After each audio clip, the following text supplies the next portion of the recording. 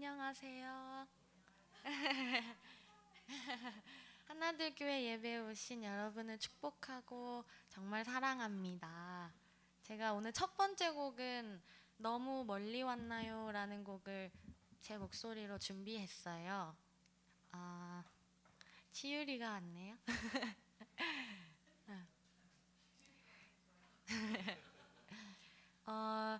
노래가 가사를 잘 음미하시면서 들어주시고 마지막에 후렴을 계속 반복해서 부를 때는 함께 찬양해 주시면 하나님께서 기뻐하실 것 같아요. 찬양 먼저 들려드리고 마지막은 같이 부르는 걸로 하겠습니다. 찬양 들려주세요.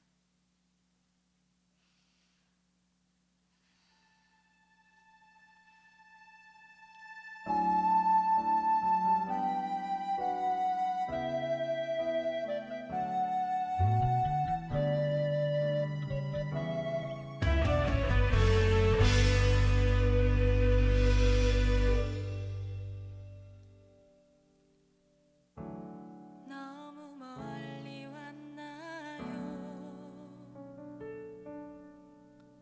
주님께 돌아가기에 사랑의 주님 그 품을 떠나 내 영혼 잃어버린 지금 너무 늦은 건가요? 내 영혼 회복하기에 수많은 죄악 속에 갇혀서 주님을 잃어버린 지금 하지만 내 영혼 주님 기다려요. 변함없는 주님의 사랑에 내 모습 이대로 주께 돌아가요. 나의 손을 잡아주소서. 다시 주님의 얼굴 내 영혼 볼 수 있도록 나를 구원하소서. 다시 주의 임재 가운데 내 영혼 살 수 있도록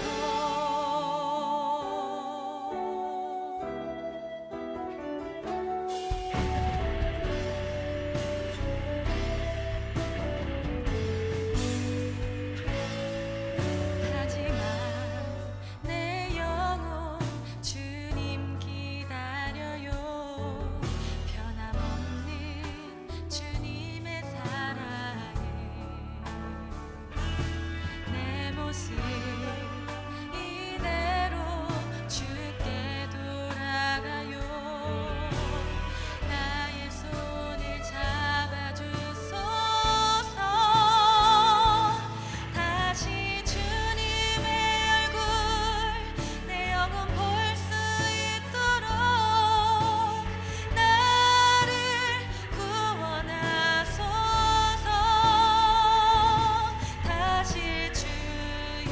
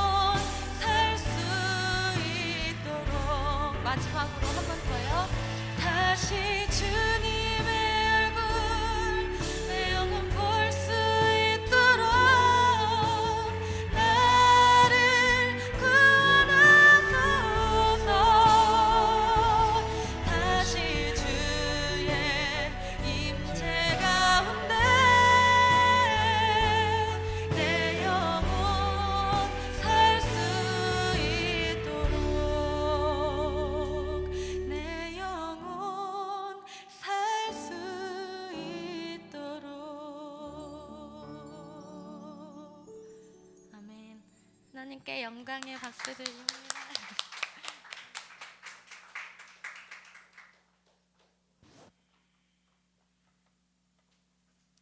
안녕하세요.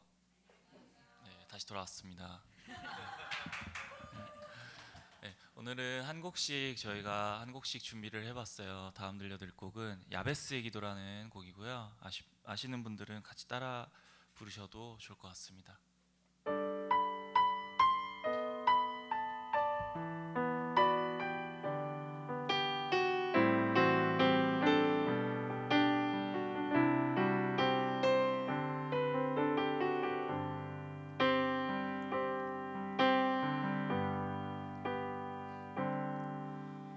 내가 엄마 품속에서 고통 중에 태어났지만 나를 구원하신 하나님, 날 택하시고 존귀케 하셨네. 내 평생에 여호와를 섬기며 그 말씀만 따라 살아가리. 주의 집에 나 항상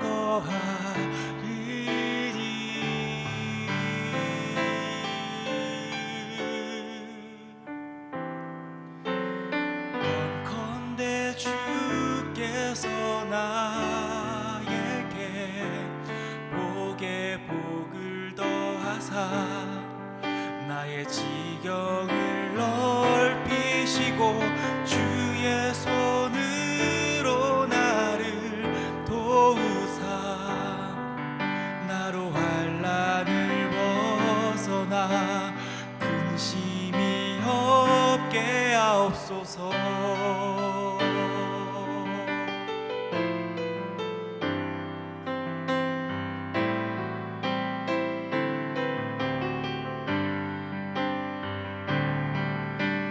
내 평생에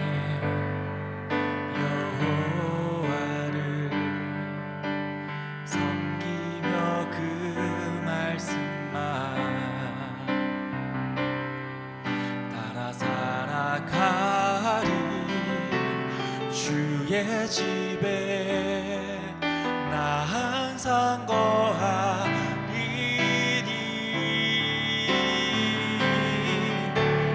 원컨대 주께서 나에게 복에 복을 더하사 나의 지경을 넓히시고 주의 손으로 나를 도우사 나로 환난을 벗어나 근심이 없게 하옵소서.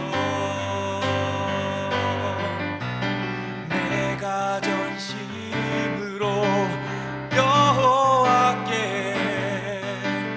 구하였더니 내 하나님께서 들으시고 내 간구하는 모든 것 허락하셨도다.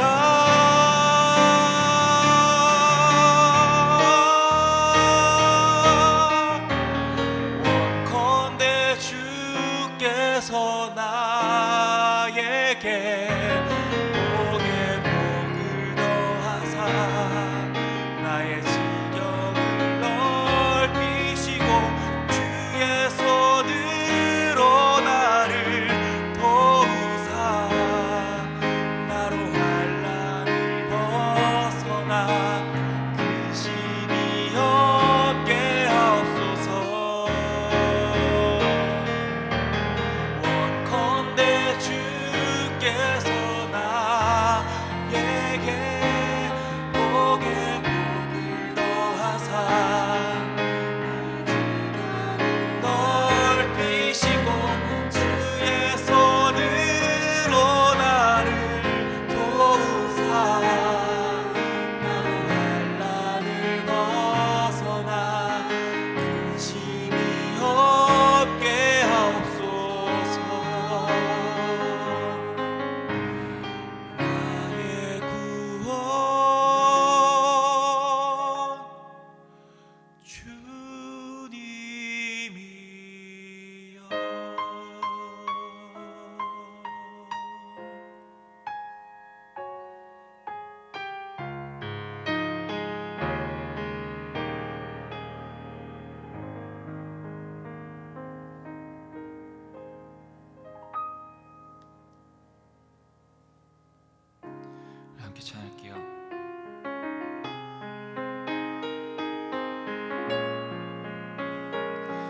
찬송가 264장입니다. 아시는 분들은 같이 한 목소리로 찬양했으면 좋겠어요.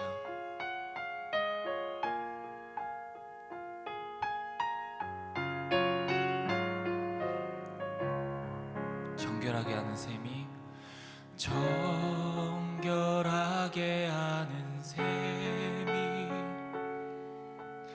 나의 앞에 있도다. 성령께서 권고하신 죄 씻으라 하시네. 2절 찬양할까요? 나의 가는 길이 좁고 나의 가는 길이 좁고 내 뜻대로 안 돼도 모든 욕심 다 버리고 주만 따라가겠네.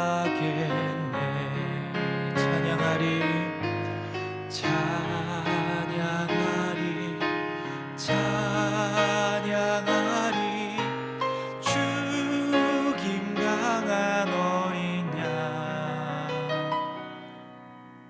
주께 영광 돌리어라. 우리 죄를 씻어주셨네.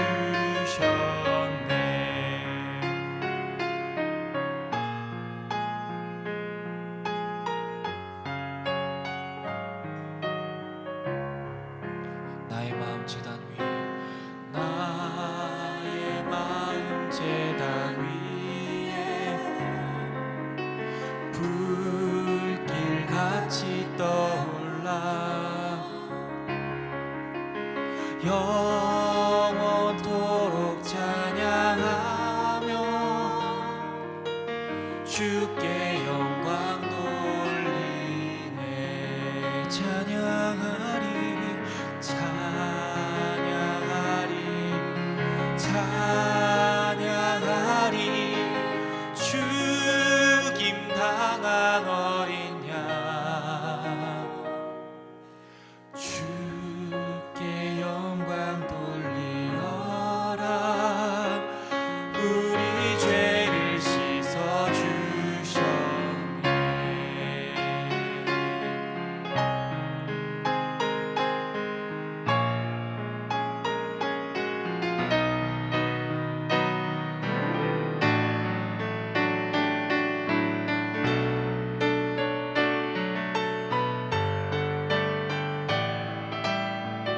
한량없는 주의 은혜 한량없는 주의 은혜 나를 영접하셨네. 아멘. 내가 지은 모든 죄와 허물 용서하셨네. 5절 찬양께 성부 하나님께 영광 성부 하나님께 영광 성자 예수께 영광 성자 예수께 영광 성령님께 또한 영광 모두 돌려드리세. 찬양하리 찬양하리 찬양하리 죽임 당한 어린 양 주께 영광 돌리어라. 우리 죄를 한 번 더 찬양할게요. 찬양하리 찬양하리 찬양하리 죽임 당한 어린 양 주께 영광 돌리어라. 우리 죄를 씻어주셨네.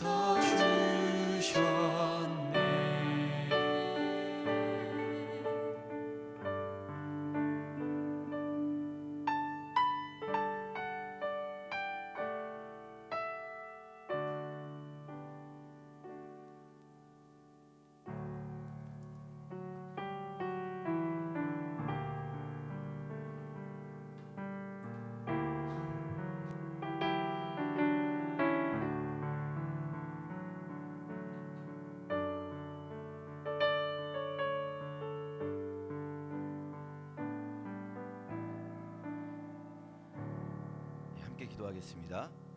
하나님 감사합니다. 주님, 우리가 주님 앞에 나올 때마다 주님 우리의 죄를 보게 하시고 또 그 죄를 용서하신 주님의 사랑과 주님의 십자가를 보게 해주세요. 오늘 이 시간이 그런 시간 되기를 원합니다. 감사하며 예수님의 이름으로 함께 기도합니다. 아멘. 예, 여러분 반갑습니다. 또 한 주 만에 찾아뵙게 되어서 정말 기쁘고 행복합니다. 제가 원래 이제 설교를 시작할 때는요, 보통 뭐 대부분의 사람들이 그렇지만 한 번쯤 이렇게 주의를 환기시키려고 보통 이렇게 뭐랄까요, 가벼운 조크, 설교와 연관된 가벼운 재밌는 얘기들 같은 걸 준비하거든요. 근데 오늘은 이제 그런 걸 준비 안 해도 제가 피지컬로 승부하겠다.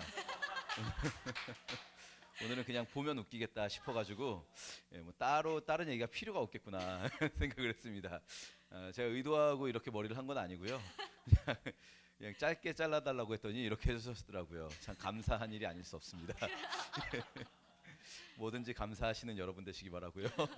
이번 한 달 동안 우리가 시편을 나누고 있어요. 시편에서 첫 번째 시로 시온 시편 기억나십니까? 147편의 시온 시편 이야기하면서 우리를 보내신 곳 그 어디라도 감사하고 하나님 주시는 최고의 것이다 라는 믿음을 가져야 한다 말씀드렸고요. 지난 시간에 이제 탄식시에서 찬양시로 넘어가는 73편 말씀드리면서 결국은 우리가 이 탄식하는 어떤 세상에 잘 되는 악인들을 보면서 부러워하는 이유는 우리 안에 결국은 우리가 악인이 바라는 것과 똑같은 것을 바라기 때문에 그런 것이다. 그래서 관점이 하늘 위에 주님밖에 없다. 주님과 함께하는 것이 복이다라는 관점으로 바뀌어야 된다라는 말씀을 드렸어요. 오늘 함께 나눌 시편은요, 시 중에 7편, 150편의 시편 중에 7편이 이제 참회 시편이라고 부르는 게 있습니다.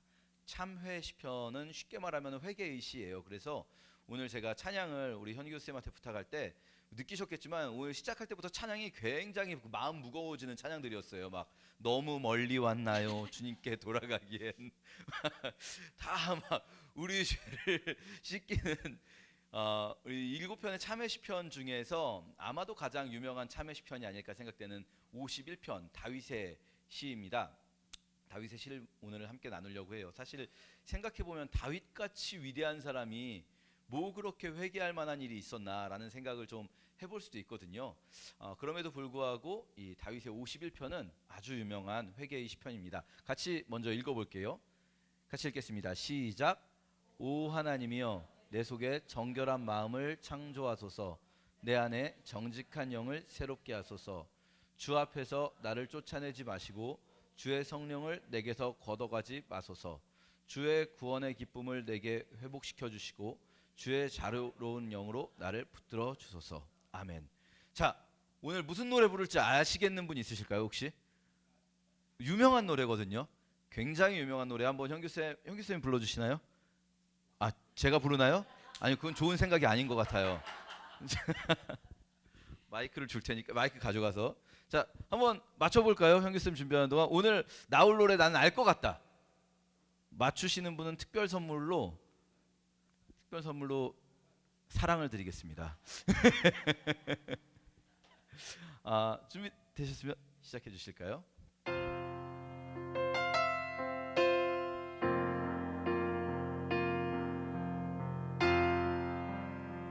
아시는 분은 같이 불러볼게요.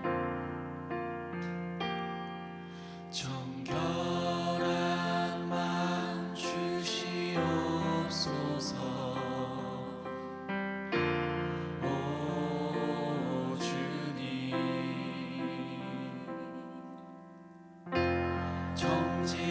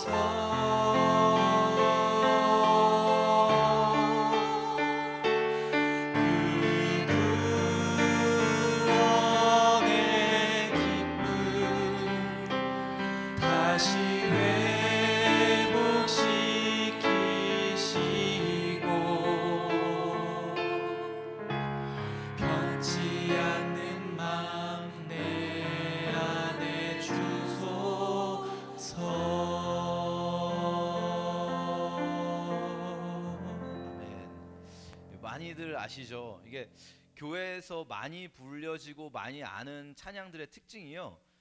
박자가 제각각인 경우들이 있어요. 교회마다 자기네 그 박자를 만들어서 불러서 지금 박자가 아까 잠깐 제각각이었던 부분이 있었거든요. 그렇기 때문에 현규 쌤께 요청을 드렸어요. 제가 부르면 소경이 소경을 인도하면 함께 멸망에 빠질까 하기 때문에 우리가 굉장히 잘 아는 찬양입니다. 정결한 마음 주시옵소서. 나를 내 죄악 가운데에서 용서하여 주시고 내 죄악과를 떠나 보내 주시고 주님 앞에서 멀리하지 마시고 주님 앞에서 쫓아내지 마시고 내가 다시 주님께 나아가기를 원합니다라는 고백이죠. 생각해 보면요, 다윗이 그렇게 막 죄를 딱히 지었을 것 같지 않아요. 다윗이 어느 정도로 위대한 사람이냐면요, 구약의 이스라엘 왕들이 막 여러 왕들이 나옵니다. 그러면 그 왕들을 평가하는 기준이 뭘까요? 이 왕이 선한 왕이었다? 아니 이 왕이 악한 왕이었다? 다음 한번 보여주시겠어요? 평가하는 기준이 뭘까요? 이 왕들을 다윗이 기준이에요. 다윗 딱 기준에 놓고 다윗만큼은 못했다. 착하지만 다윗만큼은 못했다. 다윗과 달리 악했다. 다윗처럼 옳았다. 다윗처럼 옳았다. 이렇게 다윗이라는 사람이 선과 악의 기준이 되는 사람이에요. 구약에서 정말 위대한 사람입니다. 구약 전체에서 가장 위대한 사람 꼽아봐라 그러면 이제 아마 이제 한 4강전쯤 되면은 아브라함, 모세, 다윗 뭐 거기 한 명 정도 이제 그 약간 언더독의 반란으로 누가 들어갈지 모르고 그러다가 결승전 되면은 이제 다윗 분명히 올라갑니다. 그 정도 되는 사람이거든요. 가장 위대한 사람 꼽아봐라 하면 구약에서 손에 꼽히는 사람이에요. 근데 이 사람이 도대체 죄를 지어봐야 뭘 그렇게 죄를 지었을까? 그래서 이 참회 시편을 읽을 때 51편이 그냥 우리가 노래도 워낙에 이 음이 아름답다 보니까 그래 뭐 우리가 그냥 꼭 그렇게 어마어마한 죄가 없어도 적당히 우리는 항상 주님 앞에 회개하고 지내야지 아름답잖아 라고 생각을 할 수도 있어요. 다윗의 이런 아름다운 회개, 이 시가 정말 아름답구나 라는 생각을 할 수도 있어요. 근데 사실 51편은 아름다운 시가 아니에요. 51편은 간절히 목이 메어 부르는 노래입니다. 왜냐? 이 51편의 가장 중요한 구절은 구절 안에 있지 않고요.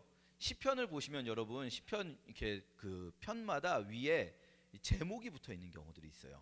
요거는 후대에 지어놓은 게 아니라 전에도 말씀드렸지만 요게 이제 원문부터 들어가 있는 거거든요. 시편 51편 위에는 같이 한번 읽어볼게요. 요 위에만 같이 읽겠습니다. 시작. 다윗의 시 영장으로 한 노래. 다윗이 밧세바와 동침한 후 선지자 나단이 저에게 온 때에 부른 노래예요. 이게 그때를 생각하며 다윗이 지은 노래일 수도 있고요. 혹은 그때의 다윗을 생각하며 누군가가 다윗에게 바친 노래일 수도 있어요. 이게 왜냐하면 다윗의 시라는 표현은 엄밀히 말하면 다윗이 지은 시일 수도 있지만 다윗에게 바친 시일 수도 있거든요. 어쨌든 명확한 거는요. 이 시의 배경은 요 상황인 거예요. 다윗이 밧세바와 동침한 후 선지자 나단이 저에게 온 때. 이게 어떤 상황이냐면요. 다윗이 왕이 되어서 일대기를 그린 성경책 중에서 사무엘하라는 제목의 성경이 있습니다. 사무엘하는 1장에서 다윗이 왕이 되는 걸로 시작해서 마지막 24장에서 다윗의 말년으로 끝나요. 그래서 다윗의 이 일대기를 다룬다고 할 수 있어요. 사무엘하 24장 중에서 맨 뒤에 2장은 에필로그 격이에요. 그래서 다윗의 용사들의 명단이 나오고 마치 영화 크레딧 올라가듯이, 그리고 다윗의 시가 나오고 마지막에 티저 예고편 나오듯이 그 다음 나오는 열왕기상의 예고편이 24장에 짧게 나오거든요.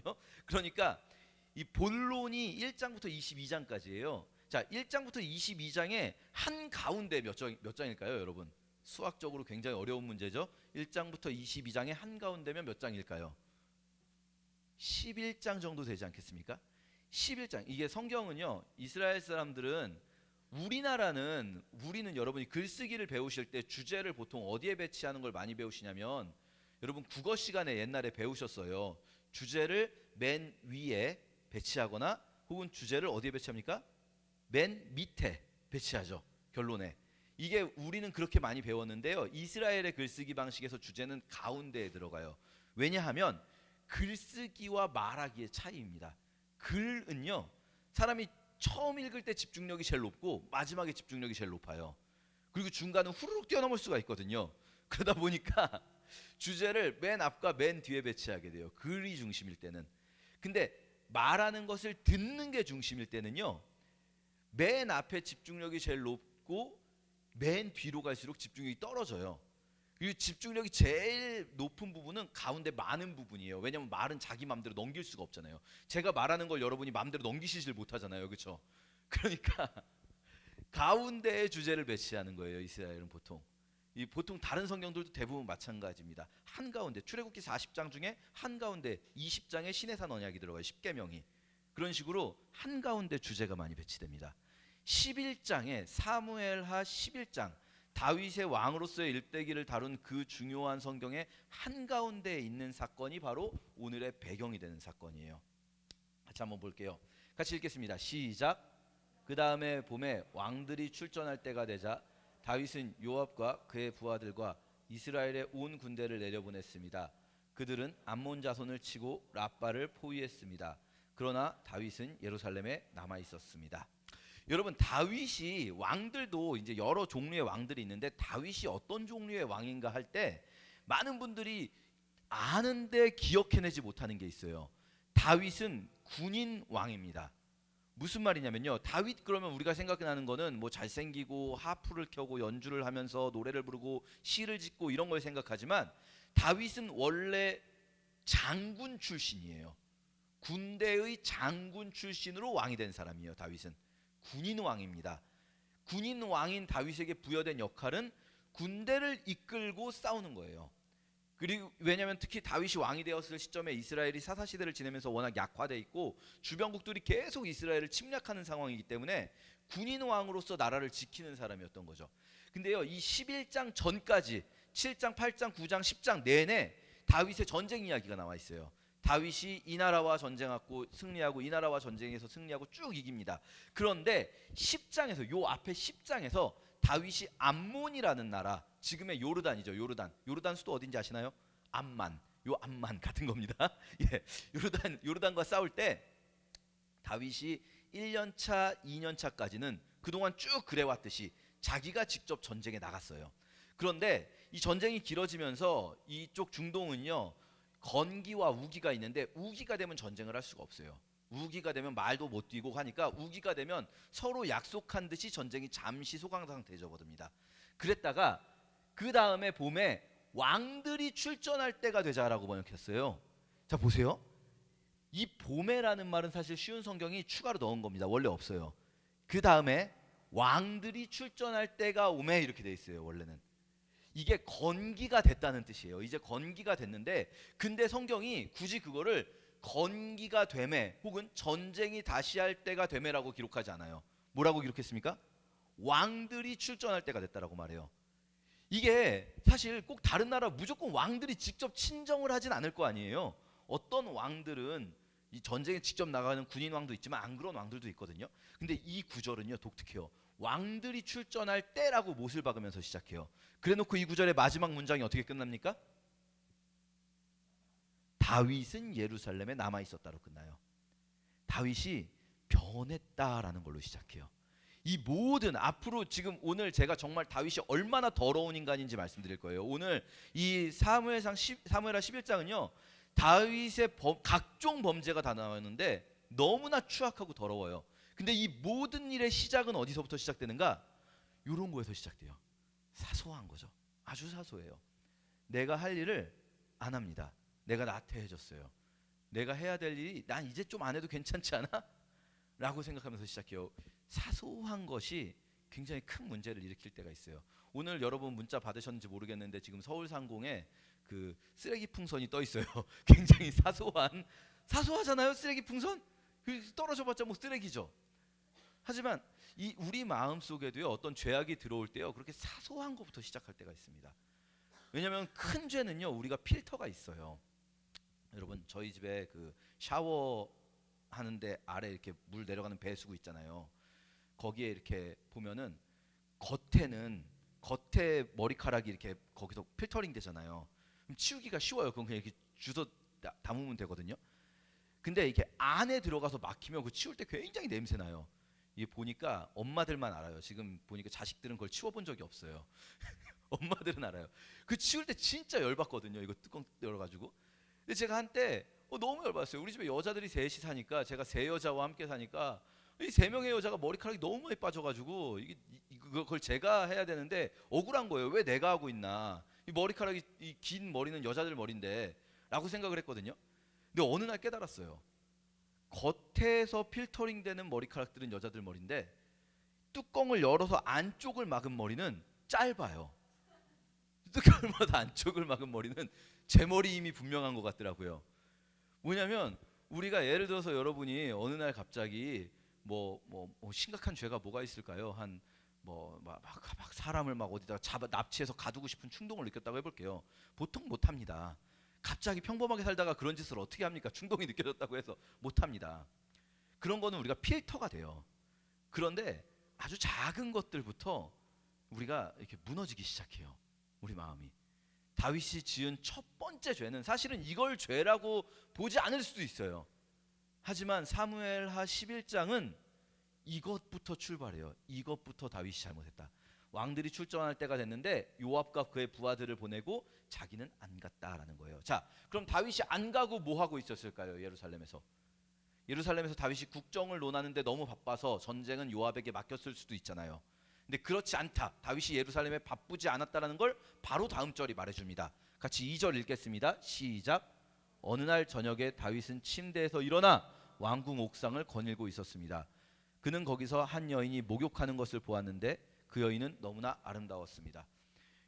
저녁에 침대에서 일어났대요. 무슨 일입니까 이게? 여러분, 이건 주로 언제 볼 수 있냐면요, 초등학생들이 방학 때 일어나는 일이에요. 혹은 남편들이 그 휴가 때 일어나는 일이죠. 그렇죠? 할 일이 없으면요 저녁 늦게까지, 밤 늦게까지 놀아요. 그럼 다음 날 거의 아침 돼서 잡니다. 그러면 저녁 때 일어나요. 그렇죠?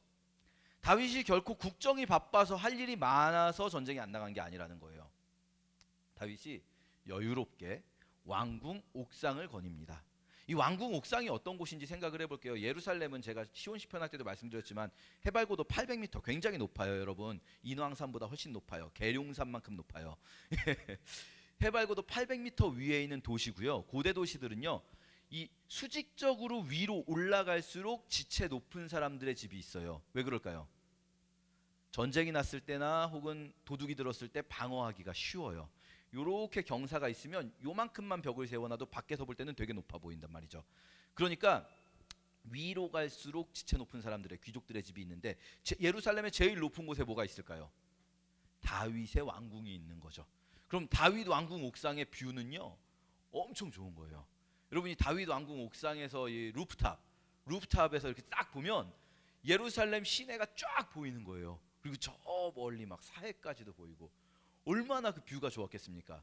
그러니까 다윗이 늦지막히 일어나서 루프탑을 거니는 거죠. 커피 한잔 하면서 너무 뷰도 좋고 너무 아름다워요. 근데 여러분, 이게 우리가 주의해야 될 게 한 가지 있는데, 요 시대가 BC 1000년 정도 됩니다. BC 1000년이면 우리나라로는 어떤 나라가 있었는지 혹시 아시나요? 여러분, 국사 시간에 공부를 덜 하셨어도 대충 고조선 시대겠구나라는 느낌 정도는 받을 수 있거든요. 고조선 시대예요, 고조선 시대. 그러니까요, 이 시기에 집들이 우리가 생각하는 것처럼 막 이렇게 막 제대로 지은 집이 아니거든요. 예루살렘의 가옥들은 아마도, 이건 추정입니다, 아마도 여러분 지붕을 올리는 게 힘들어요. 집을 만들 때 나머지를 만드는 건 쉬운데, 하지만 지붕이 필요하죠, 비를 막아주려면. 그런데 잠을 자고 생활을 하는 거주 공간은 지붕을 막았지만 화장실 쪽은 우기가 되면 물을 받아야 된단 말이죠. 우기 때 물을 받았다가 물을 저장해 놓고 건기 때 그걸로 씻어야 되는 거거든요. 물이 수돗물 튼다고 나오는 게 아닙니다. 그러니까 우기 때 물을 모아두기 위해서 아마도 추정컨대 이 목욕탕 쪽은 위가 뚫려 있었던 것 같아요. 그래야 우기 때 받으니까. 이게 고조선 시대 생각하시면 돼요, 여러분. 그러면 그렇게 해도 다른 집에서 안 보여요, 여러분. 그렇죠? 프라이빗 수영장 같은 데 보시면요, 높이 한 1m, 2m 정도 벽만 세워놔도 밖에서 안 보입니다. 프라이빗 수영장. 그런 거 생각하시면 돼요. 근데 이게 보이는 위치가 유일하게 있어요. 어딜까요? 다윗의 왕궁 옥상. 다윗의 왕궁 옥상에서는 이 위가 보이는 거예요. 이 다윗이 왜 올라갔는가? 애초부터 조금 의도가 불순하지 않은가? 라는 생각을 할 수 있어요. 그래서 다윗이 왕궁 옥상을 거닐고 있는데 한 여인이 목욕하는 게 딱 보인 거예요, 다윗에게. 그리고 이 여인을 다윗이 불러오라고 하죠. 다윗이 불러오라고 그러면 올 수밖에 없어요. 왜냐하면 다윗은 너무나 위대한 왕이거든요. 다윗은요 그냥 단순히 군인으로서 훌륭한 왕일 뿐만 아니라 그 사람의 신앙으로서도 너무나 존경받고 위대한 왕이에요. 다윗은 하나님이 선택한 왕이란 말이에요. 그 시대 사람들 모두가 다윗 앞에 그저 이분은 그저 빛 이런 것밖에 할 수가 없는 거예요. 제가 어제 논산훈련소 갔다 왔거든요. 논산훈련소에서 3,500명이 침례를 받는데 120명의 목사들이 동원돼 가지고 갔다 왔는데 120명의 목사들이 다 같이 수영장에 들어가 가지고 줄 서서 이렇게 한 명씩 침례를 주는데 그 극동방송에서 주관하는 거라서 이 설교자가 김장한 목사님이셨어요. 근데 저 논산 분위기를 너무 잘 알아요. 저 논산 훈련소 출신이거든요. 근데 보통 이렇게 분위기를 확 띄우려면 뭔가 이렇게 걸그룹까지는 아니더라도 여성 찬양팀이라든지 뭐 이런 게 와야 돼요. 근데 어린이 합창단이 온 거예요. 그래서 제가 그런 생각을 했어요. 이거 분위기가 전혀 이게 집중이 안 될 것 같은데 이 김장한 목사님이 굉장히 감이 좋으신 분이신데 왜 여성 이런 찬양팀 이런 팀이 아니라 어린이 합창단을 부르셨을까 했는데 김장한 목사님의 비장의 무기가 있더라고요. 분위기 한 번에 휘어잡는 육군 참모총장을 데려오셨어요. 김장한 목사님을 이렇게 수행하면서 오시던 분이 누군가 했더니 육군 참모총장님이시더라고요. 육군 참모총장 누구누구 안수 집사님 데리고 왔어요 하니까 갑자기 분위기가 정말로 오 이렇게 되는 거예요. 분위기가. 얘네들이 왜 이렇게 오 하겠습니까? 김장한 목사님이 첫 마디가 뭐였는지 아세요? 총장님 여기 와서 침례받는 3,500명 다 휴가 주세요. 이거였어요. 난리가 났어요. 막 이거는 르세라핌이 와도 이렇게 할 수가 없어요. 다윗은 그런 사람이에요. 그런 위대한 다윗이 설마 나쁜 짓을 할 거라고는 상상조차 못해요. 이스라엘 사람들은 다윗은 하나님의 마음에 합한 자고 선지자가 이미 보증한 사람이고 하나님의 신탁을 받은 사람이고 그리고 우리를 여태까지 이끌어준 사람이니까 이 위대한 다윗, 이 선하디 선한 다윗이 설마 악한 짓을 할 거라고는 생각도 못하고 밧세바를 불러오죠. 그리고 다윗이 밧세바를 이게 어떤 분들은 목사님들 설교하실 때 표현을 뭐 간음을 했다, 간통을 했다 이렇게 말씀하시는데요. 아니죠. 이거는 성폭행을 한 겁니다. 밧세바를. 위계에 의한 권력형 성범죄죠. 그리고 다 밧세바를 돌려보냈어요. 여기까지도 더러워요. 근데 밧세바가 어머나 임신을 한 거예요. 그러면 자 밧세바가 임신을 했는데 밧세바가 다윗이 불러서 왔다는 걸 사람들이 알죠. 다윗이 자기가 밧세바를 만나러 간 게 아니라 밧세바를 저 여인을 데려와라 한 거기 때문에 밧세바가 다윗을 만났던 걸 사람들이 알아요. 근데 밧세바가 임신을 하면 어떻게 됩니까? 다윗이 밧세바를 성폭행한 게 다 드러나잖아요. 다윗은요 위대한 자신의 명예를 지키고 싶은 것 같아요. 설마 다윗이 그럴까라고는 아무도 생각하지 않고 있는 이 시점에서 다윗은 그래서 어떻게 하냐면요 전쟁터에 나가 있는 지금 전쟁 중이잖아요. 그렇죠? 아람과의 전쟁 중이죠. 암몬과의 전쟁 중이잖아요. 전쟁터에 나가 있는 밧세바의 남편 우리아를 불러옵니다. 그래가지고 우리아에게 막 술을 먹여요. 막 술을 먹인 다음에 오늘은 집에 가서 편히 쉬게 해요. 근데 우리아가 뭐라고 하는지 다음 보겠습니다. 우리아가 집으로 내려가지 않고 왕궁 문 앞에서 부하들과 함께 자요. 그러니까 천막 쳐놓고 막사에서 이 A형 텐트 쳐놓고 거기서 잔다는 거예요. 그러면서 다윗이 제가 중간중간 생략해놨는데 다윗이 우리아한테 아니 왜 집에 가서 안 자고 했더니 우리아가 이렇게 말합니다. 아니 내 상관이신 요압 장군과 군사들이 들판에 진을 치고 있는데 제가 어떻게 집으로 가서 먹고 마시고 아내와 함께 누울 수도 있겠습니까? 왕의 생명을 걸고 맹세하는데 그럴 수 없습니다 하고 충성하고 너무 우리아는 아마 이게 정말 다윗이 자기를 너무 멋있게 볼 줄 알았을 것 같아요. 충성하고 다윗이 이날 또 막 술 먹여서 보내요. 사흘을 그렇게 해요. 사흘을. 근데 우리아가 집에 들어가질 않아요. 그리고 전쟁터로 다시 나갑니다. 그러니까 다윗이 어떻게든 이 우리아가 아내와 동침했다라고 만들고 싶었던 거예요. 다윗은. 그러면 이 당시 고대 사회에는 무슨 10달을 정확히 재고 이런 게 아니기 때문에 적당히 애가 좀 일찍 태어났나 보다라고 생각을 할 수 있거든요. 우리아와 동침했다라고 만들고 싶은데 이 밧세바가 우리아와 동침하지 않았다는 것을 명확히 알고 있는 사람이 누굴까요? 우리아죠. 본인이죠. 본인. 밧세바가 나중에 임신한 게 들키고 그래가지고 밧세바가 아이를 낳으면 다른 사람들은 그렇게 말할 수 있어요. 아니 얘가 그때 잠은 막사에 가서 잤지만 낮에 잠깐 집에 갔었나 보지, 이렇게 말할 수 있어요. 다른 사람들은. 그런데 우리아는 안단 말이에요. 우리아는 내가 아내와 동침한 적이 없는데. 그러니까 다윗이 이번엔 어떻게 생각할까요? 첫 번째 생각은 우리아를 이 밧세바와 동침시키는 거였어요. 자기 명예를 지키기 위해. 두 번째 생각은 뭘까요? 우리아만 죽이면 되겠구나라고 생각해요. 그래서 우리아를 죽이려고 하는데 대놓고 얘 죽여라라고는 말을 못하잖아요. 그러니까 요압 장군에게 몰래 편지를 씁니다. 가장 위험한 데에 우리아를 맨 앞장 세워서 총알바지가 아니죠, 화살바지 만들어서 우리아를 죽여라. 요압이 딱 알아들어요. 그리고 요압이 일부러 전투에 패배하는 전투를 합니다. 군대를 성벽에 바싹 붙여요. 군대를 성벽에 바싹 붙이면 어떻게 될까요? 성 위에서 돌 던지고 화살 쏘고 뜨거운 물 붓고 이러면 되는 거거든요. 성벽에 바싹 붙으면 안 되는 거예요. 근데 일부러 요압 장군이 군대를 성벽에 바싹 붙여서 칩니다. 그리고 다윗에게 패배 보고를 올려요. 다음 장면 보겠습니다. 여기 아래 숨어 있었네요. 다음 볼게요. 우리아가 다윗에게 패배 보고를 올리는데 이렇게 말을 해요.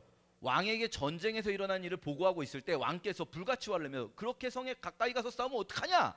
야, 성에서 화살 당연히 쏘는데 성에 그렇게 바싹 붙이면 어떡하냐라고 물으시면 뭐라고 대답하라고 합니까? 왕의 종 햇사람 우리아도 죽었습니다라고 대답해라. 이거 무슨 말인지 아시겠어요? 이거는 다윗하고 요압 둘만 아는 암호 같은 거예요. 왜 그렇게 바싹 붙여서 일부러 전쟁을 이상하게 끌고 갔는지를 아는 거예요. 우리아를 죽이려고 한 거예요. 그렇죠? 그리고 실제로 우리아가 죽었어요. 그렇게. 그래서 이 심부름꾼이 다윗에게 말합니다. 저들이 우리를 몰아내려고 들판으로 나왔지만 우리가 그들을 쳐서 성문 쪽으로 막 몰고 갔는데 왕의 군사들이 죽었지만 햇사람 우리아도 죽었습니다라고 이 심부름꾼은 시킨 대로 보고해요. 그리고 아마 심부름꾼은 그렇게 생각했을 거예요. 왕이 화를 내시면 어떡하지? 이건 내가 생각해도 말이 안 되는 전술인데 왕께서 화를 내시면 어떻게 하지라고 생각하고 있을 때 다윗이 이렇게 말합니다. 같이 한번 다윗의 표정과 말투와 속내를 생각하면서 같이 읽어보겠습니다. 시작. 그러자 다윗이 심부름꾼에게 말했습니다. 요압에게 이 일로 괴로워할 것 없다. 칼이라는 것은 이 사람도 죽이고 저 사람도 죽이는 법이다. 그 성을 더욱 맹렬히 공격해 함락시켜라라고 말해 요압을 격려하도록 하여라. 진짜 더럽지 않습니까? 추악하지 않습니까? 이런 쓰레기 같은 짓을 그 위대한 다윗이 했을 거라고 누가 생각하겠습니까? 26절도 같이 읽어볼까요? 시작. 우리아의 아내는 남편이 죽었다는 소식을 듣고 슬피 울었습니다. 이게 다윗이 한 짓이에요. 너무나 추악하고 더러운 짓을 저질렀습니다. 이 추악하고 더러운 다윗의 죄를 아무도 모를 거라고 생각했지만 하나님은 아셨어요. 그리고 바로 다음 장 12장 같이 읽겠습니다. 시작. 그러자 나단이 다윗에게 말했습니다. 왕이 바로 그 사람입니다. 이스라엘의 하나님 여호와께서 말씀하십니다. 내가 내게 기름을 부어 이스라엘을 다스릴 왕으로 세웠고 너를 사울의 손에서 구원해 주었다 하면서 쭉 말하면서 너는 근데 어떻게 그런 짓을 할 수가 있었냐? 너다라고 해요. 이때 여러분이 다윗이라면, 이게 나단이 왕궁에서 한 말이에요. 신하들이 듣고 있는 거예요. 여러분이 다윗이라면 어떻게 반응하시겠습니까? 아무도 모르는 완전 범죄를 저질렀다고 생각을 했어요. 그런데 선지자가 와서 이렇게 말을 합니다. 왕이시여 왜 그러셨습니까? 햇사람 우리아에게 한 짓을 하나님께서 노하십니다. 신하들이 듣고 있어요. 여러분 뭐라고 하시겠습니까? 다음 요거까지 같이 읽어볼게요. 시작. 그런데 내가 어떻게 여호와의 말씀을 무시하고 여호와 보시기에 악한 짓을 했느냐? 내가 햇사람 우리아를 칼로 쓰러뜨리고 그 아내를 내 것으로 만들지 않았느냐? 너는 그를 암몬 사람의 칼에 맞아서 죽게 했다. 여기까지만 읽을게요. 다 까발려줘요. 다. 우리아를 죽인 것뿐 아니라 아내를 뺏기 위해서 했다는 것도 까발려지고요. 그가 어떤 방식으로 죽었는지까지 까발려지고요. 이러면 우리아 하나 죽은 게 문제가 아닙니다. 왜요? 저 전쟁에서 우리아 하나 죽이려고 수백 명을 같이 죽여버린 거예요. 자기가 이 여성을 성폭행한 것을 숨기기 위해서 우리야 하나 죽이려고 수백 명을 같이 죽여버린 게 까발려지는 순간이에요. 이거를 실제로 다윗이 인정을 안 하면 아무도 모르는 거죠. 아무도 모릅니다. 증거 있습니까? CCTV 있습니까? 청문회 할 겁니까? 요압을 어디 멀리 대사로 보낼 수도 있어요. 요압 장군이. 어쨌든 이 상황에서 이 비밀을 알고 있는 사람은 다윗과 요압밖에 없고, 요압만 조용히 있으면 다윗은 인정하지 않을 수도 있었어요. 그렇죠? 여러분이라면 이것을 인정하겠습니까? 신하들이 보는 앞에서. 요 바로 다음 구절 같이 읽겠습니다. 시작. 그러자 다윗이 나단에게 말했습니다. 내가 여호와께 죄를 지었습니다. 다윗의 위대함이 여기서 나옵니다. 성경은요, 다윗의 추악함을 감추지 않습니다. 다윗이 얼마나 더러운 인간이었는지 감추지 않아요. 여러분 생각해 볼게요. 조선 왕들 중에, 조선 왕조 500년이지 않습니까? 조선의 왕들 중에 신하의 아내를 겁탈한 왕이 없었을까요? 조선 왕조 500년 동안? 있었을 것 같지 않습니까? 그럼 조선 왕조 실록에 기록이 돼 있을까요? 없죠. 굳이 그런 거 기록하지 않아도 됩니다. 왕조실록에 굳이 그런 왕의 치부를 기록하지 않아도 괜찮습니다. 사무엘하가 굳이 이 사건을 다루지 않아도 괜찮아요. 근데 사무엘하는요, 이 사건을 한가운데 놨어요. 한가운데. 그러니까 다윗은 나쁜 놈이었다로 결론을 내지 않아요. 그럼에도 불구하고 아까 봤잖아요. 우리가 그 뒤에 나오는 왕들을 평가할 때는요, 기준은 다윗이에요. 무슨 의미겠습니까? 다윗은 여전히 위대하다는 거죠. 그럼 뭐가 위대하다는 겁니까? 다윗의 위대함이 뭘까요? 성경이 말하고 싶은 다윗의 위대함은요, 죄를 안 짓고 늘 깨끗하고 늘 순수했다는 게 아니에요. 죄를 지었죠. 그 누구보다 더러운 죄를 지었죠. 그런데 언제든 다윗은 돌이킨 사람이었다는 거예요. 회개했다는 거죠. 하나님 앞에 무릎 꿇고 사람들이 다 보는 앞에서 내가 왕인데, 이걸 인정하기가 얼마나 어려웠을까요? 여러분 잘 생각해 보면요, 죄를 안 짓는 것보다 더 어려운 게 죄를 인정하는 것 같기도 해요. 특히 권력자가 죄를 인정하는 게 얼마나 어렵겠습니까? 그래서 다윗은 인정했어요. 내가 그랬습니다. 내가 정말 하나님 앞에 잘못했습니다. 이 말을 할 때 다윗의 마음이 얼마나 찢어질까요? 이걸 인정하기까지가 얼마나 괴로울까요? 하지만 했다는 거죠. 여러분, 다윗의 7편의 시, 참회 시편이 있습니다. 이 참회 시편들에서 다윗이 계속해서 부르짖는 건 뭐냐면요, 나를 주님 앞에서 쫓아내지 말아주세요라는 겁니다. 내가 주님 앞에서 쫓겨나는 것이 두렵습니다. 내가 회개합니다. 그러면요, 주님은 다시 받아주세요. 여러분, 우리는요, 언제나 우리는 죄를 지을 수밖에 없는 존재들이기도 합니다. 우리는 거룩하게 살기를 원해요. 깨끗하게 살고 나쁜 짓 안 하고 살기를 원해요. 여러분 다 그러실 거라고 믿어요. 그런데 살다 보면 우리는 이기적인 욕망에 무너질 때도 있고, 내 욕심 때문에 다 알면서 나쁜 짓을 은근슬쩍 할 때도 있어요.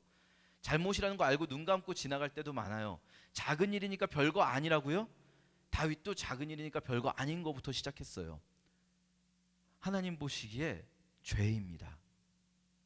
근데 하나님이 원하시는 거는요, 죄를 안 짓고 사는 우리가 되기를 원하시기도 하지만 그럴 수 없다는 거 아세요? 하나님이 원하시는 거는요, 언제든지 다시 시작해보자 이겁니다. 용서하는 이유는 뭘까요? 여러분 자녀들이 막 이렇게 그 사고를 치고 나쁜 짓을 해요. 자녀를 용서하는 부모의 마음은 뭘까요? 네 계속 그러고 살아도 괜찮다, 이런 마음으로 용서해 보신 자녀 있으십니까? 여러분 혹시 네 계속 그러고 살아라, 괜찮다, 난 언제나 용서하겠다. 아니죠. 용서하는 마음 뭐겠습니까? 괜찮으니까 용서할 테니까 다시 한번 그러지 않도록 노력해보자. 하나님 마음 그것 아니겠습니까? 이 상황을 생각하면서 이 상황에 다윗이 부른 노래라고 되어 있는, 다윗이 지은 시라고 되어 있는 51편 같이 1, 2, 3절 또 아까 읽었던 10, 11, 12절 읽어보겠습니다. 시작. 오 하나님이여, 주의 신실하신 사랑으로 나를 불쌍히 여기소서. 주의 크신 자비로 내 죄가를 지워주소서. 내 모든 죄악을 씻어주시고 내 죄를 없애 나를 깨끗이 하소서. 내가 내 죄가를 압니다. 내 죄가 나를 떠나지 않습니다. 오 하나님이여, 내 속에 정결한 마음을 창소하소서. 내 마음에 정직한 영을 새롭게 하소서. 주 앞에서 나를 쫓아내지 마시고 주의 성령을 내게서 걷어가지 마소서. 주의 구원의 기쁨을 내게 회복시켜 주시고 주의 자유로운 영으로 나를 붙들어 주소서. 우리 다 같이 한 번 더 노래하실 때요. 기독교의 상징이 뭘까요? 십자가입니다. 왜 십자가가 상징일까요? 예뻐서 그럴까요? 황금비로 되어서 아름다워서 그럴까요? 아닙니다. 십자가는 죄와 용서의 상징이기 때문입니다. 십자가는 예수 그리스도께서 우리의 모든 죄에도 불구하고 우리를 사랑하셨다는 걸 보여주시는 상징이기 때문입니다. 죄 없는 척, 착한 척, 죄를 짓지 않은 척 사는 것이 그리스도인이 아닙니다. 아무 죄도 짓지 않고 거룩하게 살아간다라고 착각하는 것이 그리스도인이 아닙니다. 내 죄를 인정하고 늘 다시 한번 주님 용서해 주세요. 다시는 그렇게 하지 않겠습니다. 그럴 수 있는 힘을 주세요. 늘 다시 십자가 앞으로 나아가는 것이 그것이 그리스도인입니다. 우리 그렇게 믿으면서 함께 찬양하겠습니다. 정결한 마음 주시옵소서. 정결한 마음 주시옵소서.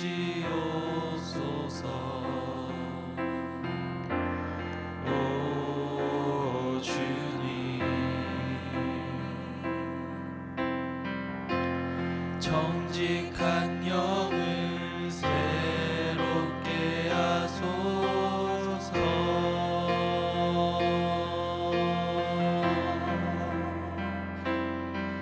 정결한 마음 주시옵소서. 오 주님, 정직한 영을 새롭게 하소서.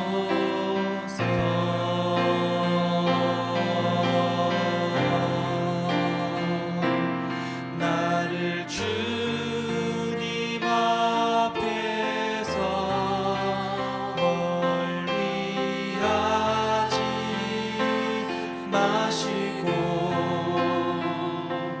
주의 성령을 거두지 마옵소서.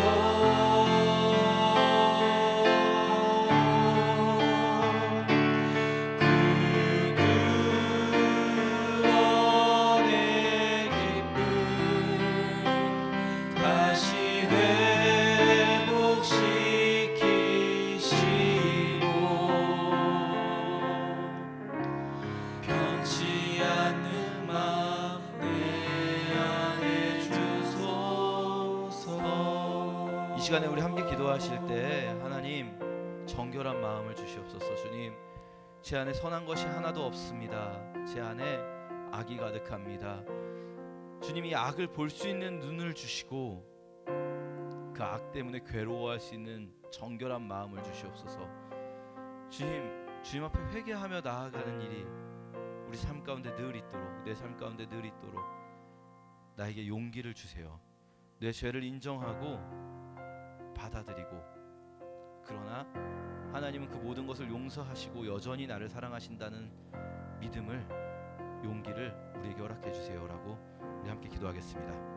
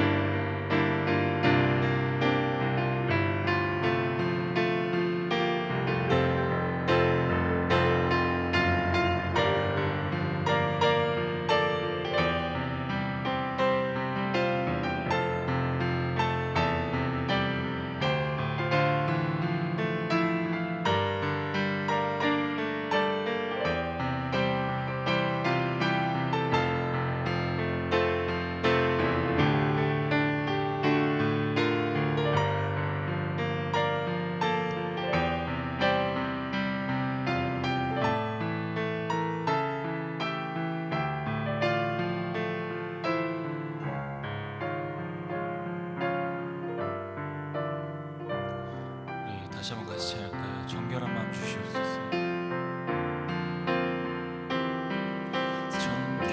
정결한 마음 주시옵소서. 오 주님,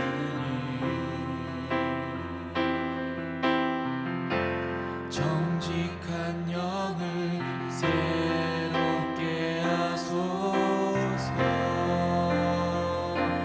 정결한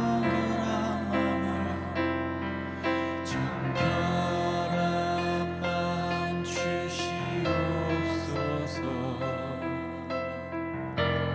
오 주님,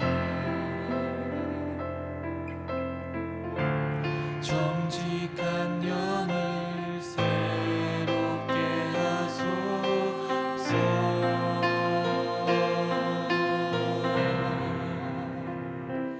나를 주님 앞에서 멀리 하지 마시고 주의 성령을 거두지 마옵소서.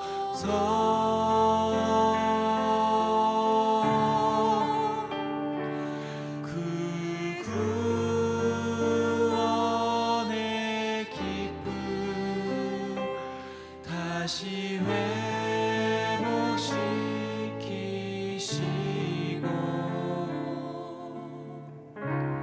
변치 않는 마음 내 안에 주소서.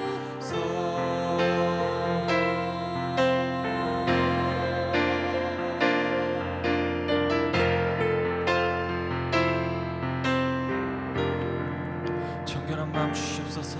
정결한 마음 주시옵소서.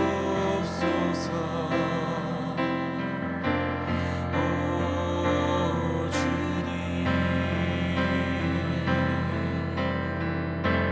정직한 영을 새롭게 하소서.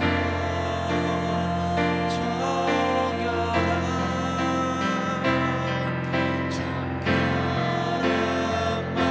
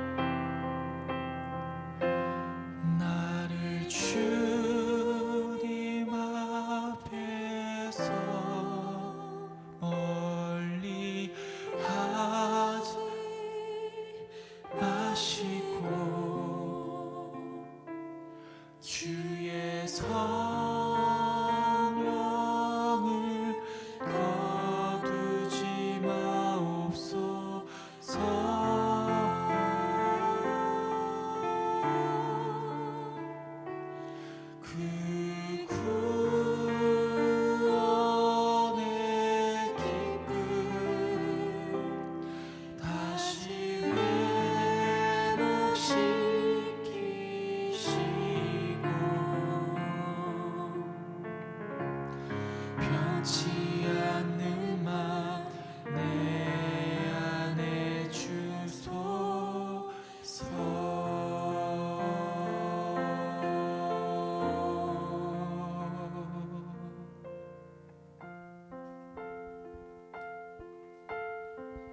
기도하겠습니다.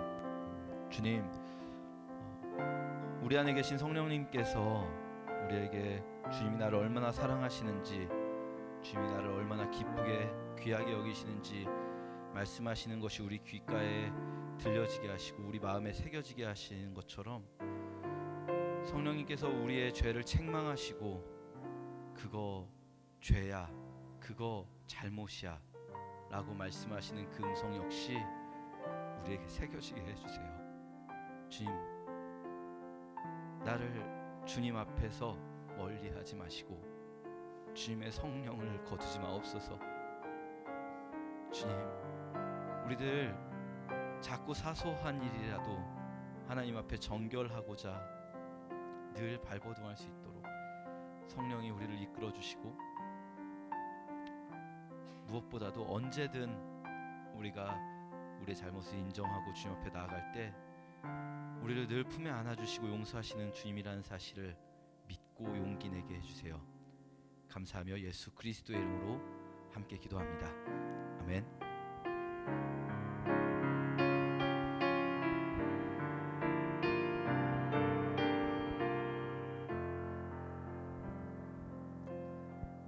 아멘. 우리 은혜로운 말씀 너무너무 감사합니다.